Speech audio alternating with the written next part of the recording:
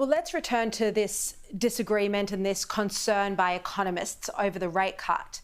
Michael, I want to ask you about your view of the RBA's decision to cut rates. I spoke to a lot of economists today, very senior ones, highly concerned about this decision. Well, look, Shari, there isn't any doubt in my mind that there was political pressure on the board. I mean, let's be frank here. Michelle Bullock, the governor, did not vote for the rate increase. I mean, for goodness sake, let's just call a spade here. As that fellow David Pearl said last night brilliantly on your show and has written, you look at the language of the Reserve Bank Board over the last few months. Look at the language of yesterday's statement. Look at Michelle Bullock's body language yesterday. That was the press conference of a defeated person. I've seen people before having to get up and give press conferences to pretend they support something they didn't vote for. She didn't vote for that decision. As you said earlier, you had Kennedy, you had Rubin, you had Ross, and of the other four members, I would think 3 went with the governor, 2 went with Kennedy. My guess is the vote's 5-4 in favour of a rate increase. That'd be my guess.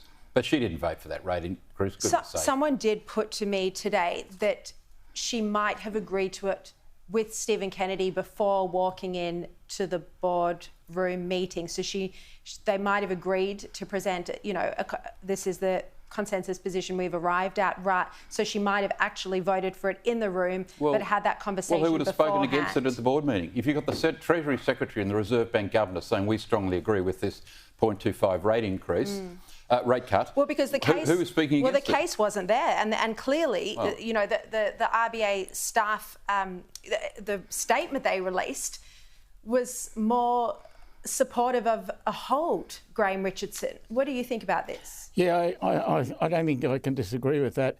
Look, there's always drama over rates. You can't avoid it.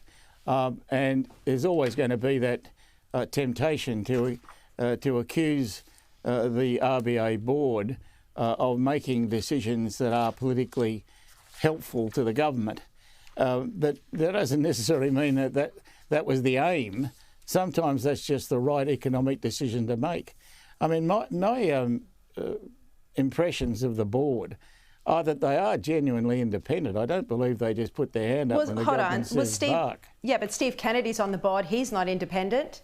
He's a political animal. That's how he was described to me today. Well, yeah, I mean, your definition of independent and mine may be different. But I don't believe that even he just takes his orders from Chalmers. Oh, no, I don't think he would be given orders from Chalmers. I think he would... He'd be giving the orders. Well, I don't know about that either. But I'm told he's highly political, Stephen Kennedy. All right, let's talk about today's major business news. The Whyalla Steelworks has been forced into administration in South Australia. Here was the South Australian Premier, Peter Malinauskas, today.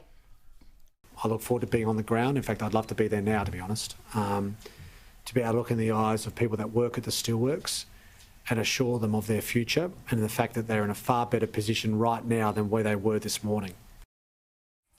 Michael, look, you'd be worried that taxpayers are now going to spend more money. The Prime Minister's going there tomorrow with the Premier. We'd invited the Prime Minister to our anti-Semitism summit. He said he was going to be in Adelaide, presumably. You can only assume he knew this was coming. That's why he's going to be in Adelaide. But this is a hit to Labor's renewables agenda, isn't it? Another one. I mean, green hydrogen, these sort of venture capital schemes that should be the foray of venture capital, private equity, companies, debt providers, risk takers. Why Chris Bowen has to keep investing hundreds of millions into these schemes? I mean, he's losing all of this money. I mean, he reminds me of an amateur walking into a Las Vegas poker game full of professionals and they say an absolute mug's walked in, an absolute mug, we can fleece him. Well, that's what Bowen looks like to me. He's given $1 billion to build panels, solar panels, what, cheaper and better than the Chinese. I mean, this bloke just throws money away and there is nothing in his career which would tell you that this bloke has any idea what he's doing. The worst immigration minister ever, a terrible shadow treasurer. If Chris Bowen fronted up for a job interview and he said, I want billions to spend on something, why would you give it to him? You'd say, Chris, everything else you've done's failed, my friend. Hard to argue with that, Richo. No, I think he has a record of failing up, does Bowen. He just keeps going up no matter what happens. Getting worse and worse.